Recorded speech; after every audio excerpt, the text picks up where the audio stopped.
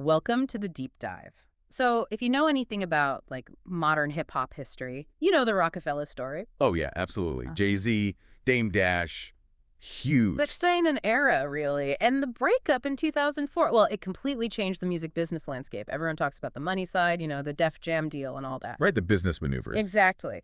But looking at our sources this week, it seems like the real friction, the stuff that really tore it apart, wasn't just about contracts. It sounds like it got deeply personal. That's definitely the angle here. We're kind of shifting focus from the boardroom battles to the alleged personal betrayals.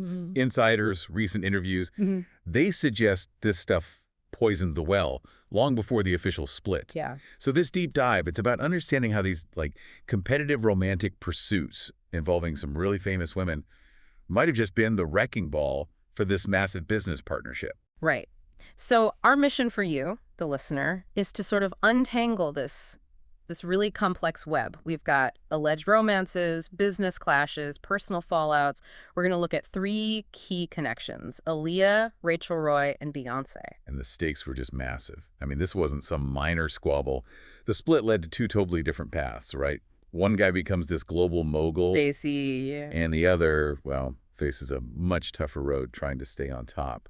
So yeah, to really get the Roc-A-Fella breakup, you kind of have to look at the personal rivalry bubbling underneath. Okay, let's unpack this then. And maybe we should start where that personal competition allegedly first sparked up, with Aaliyah. Yeah, the late, great Aaliyah. That seems to set the whole dynamic. She tragically died in 2001, way too young. But this alleged rivalry over her actually started years before the business fell apart. It seems like it planted those seeds of resentment really early on. And according to Dame Dash himself, in some recent interviews, Jay-Z had, serious feelings for Aaliyah. Serious feelings, yeah. Dame said Jay-Z actively pursued her. He even used the phrase "in love." Whoa. That's pretty strong. Wow, okay. And it wasn't just Dame saying this. No, No Joke, who produced for Roc-A-Fella back then, he apparently backed this up too. So Jay-Z was trying to, keep his interest kind of quiet, but he was definitely pursuing her. But then Dame ended up dating her. Exactly. That's the twist. Yeah. Dame met Aaliyah, I think it was summer 2000, through his accountant, actually. And they got serious, really serious, right up till she passed. Dame's talked about how they were discussing marriage, making plans. So wait, you have Jay-Z allegedly really into her, pursuing her, and then his own business partner starts this serious relationship with her. Oof, that's more than just awkward. In that kind of environment, high stakes, ego, that feels like a major, personal one-upmanship. Totally. Think about the timeline, the competition. If Jay-Z was trying first, and then Dame succeeds, well, it creates this immediate deep tension, right? Yeah. In that world where status and, let's be honest, conquest are kind of linked. It set a dangerous precedent. Their business rivalry suddenly had this, mirror in their personal lives. How easy is it to run a huge company with someone you feel just scored this major personal win against you? Right. That must have been tough. And maybe that tension, that early feeling of being beaten, sets the stage for the next part of the story, the Rachel Roy situation. This is where it apparently goes from underlying tension to, like you said, something potentially unforgivable, according to the sources. Because Rachel Roy wasn't just some outsider. She was in the business. Deeply embedded. She started as an intern at Roc-A-Wear. That's the clothing line they owned together. Started in '99, so she's right there, working with both of them. And she started dating Dame around the same time he was involved with Aaliyah, actually. They eventually got married. Okay, so she's an intern, then Dame's partner, then his wife, all while Roc-A-Wear is blowing up. Precisely. And the rumor that just will not die is that Rachel Roy had an affair with Jay-Z while she was married to Dame. Wow. And that rumor wasn't just quiet industry gossip, right? It went public in a big way. Oh, it exploded years later, yeah. But massively. 2016, Beyoncé drops Lemonade. Right, the album. Yeah. And that one line. Becky with the good hair. Yeah. Instantly, the internet just lit up trying to figure out who Becky was. And Rachel Roy kind of fanned the flames herself. Well, that's how it looked. Right when the album hit, she puts up this Instagram post. It's gone now. But the caption was something like, "Good hair, don't care." Oh, boy. Yeah. I mean, it was seen by almost everyone as either a confession or, at the very least, a really provocative nod to the rumors.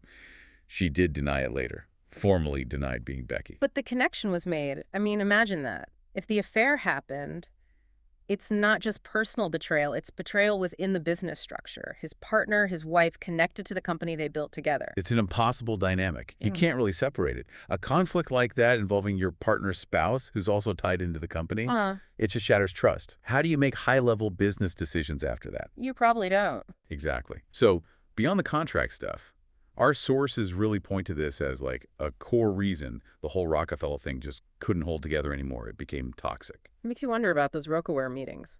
Must have been incredibly tense. Okay, so we have Aaliyah as the start of the competition, Rachel Roy as this alleged major breach. Now, the third point is Beyoncé, Jay-Z's wife now. Right. And the story here, or the rumor, is that Dame also tried to pursue Beyoncé. This was supposedly back when she first started dating Jay-Z. So suggesting a pattern, like whatever Jay-Z was interested in, Dame felt compelled to compete for. That's the implication from some insiders. Yeah. A pattern of competitive behavior spilling over.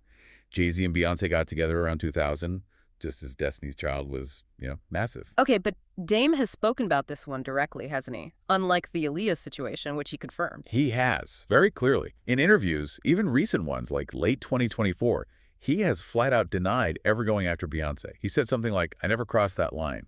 Categorical denial. Which is interesting, right? Because he is willing to talk about Jay-Z pursuing Aaliyah. It is interesting. Why confirm one explosive story but totally shut down the other?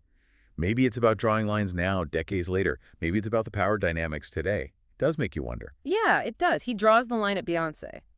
But even while denying he pursued her, didn't he have some interesting things to say about Jay-Z's relationship with her? He did. He called Jay-Z's approach to dating Beyoncé cunning. Cunning. That's a loaded word. Very. It implies it wasn't just romance, it was strategic.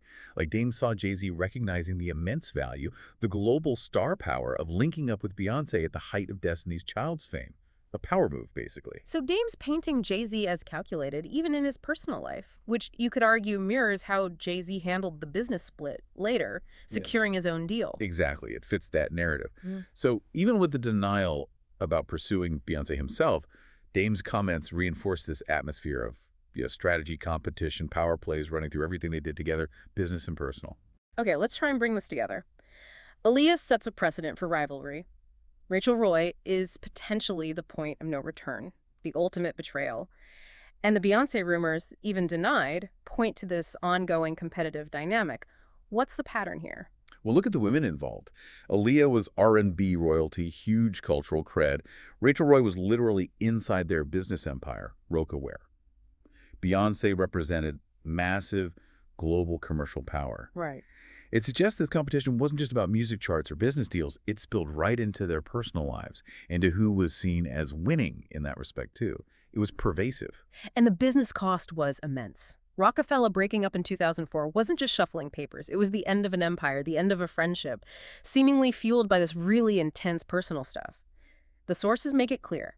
The romance conflicts played a big role, adding this messy human layer to the business disagreements. Yeah, when you have alleged situations like one partner with the other's wife who works at their company, business strategy almost becomes secondary. The trust is gone. The structure can't really withstand that kind of personal implosion. And look at where they ended up. The trajectories are so different. Jay-Z builds this multi-billion-dollar entity, stays married. Well, Dame faces, ongoing business struggles, legal issues. Never quite regained that same momentum. And personally, too, Dame and Rachel Roy divorced in 2009. The fallout was huge, professionally and personally. It really is a cautionary tale, isn't it? About mixing high-stakes business, friendship, and this kind of aggressive personal competition, especially in entertainment where lines are already so blurred. Definitely. It shows how destructive it can be when those personal rivalries aren't checked. The whole thing became unsustainable. So it seems pretty clear that this tangle of business, friendship, ambition, and romance led to one of the biggest breakups in hip-hop history. Just a fascinating, almost tragic story. Absolutely. And the sources keep coming back to that alleged affair with Rachel Roy as the ultimate betrayal. So here's something for you to think about after this deep dive. The official story focuses on business differences, Jay-Z wanting the corporate structure at Def Jam. But if the core betrayal, the thing that truly broke the bond, was one partner with the other's spouse inside their shared company, how much of the Roc-A-Fella collapse was really about business strategy? And how much was just the unavoidable fallout from that kind of ultimate personal break? That's the question lingering over this whole saga.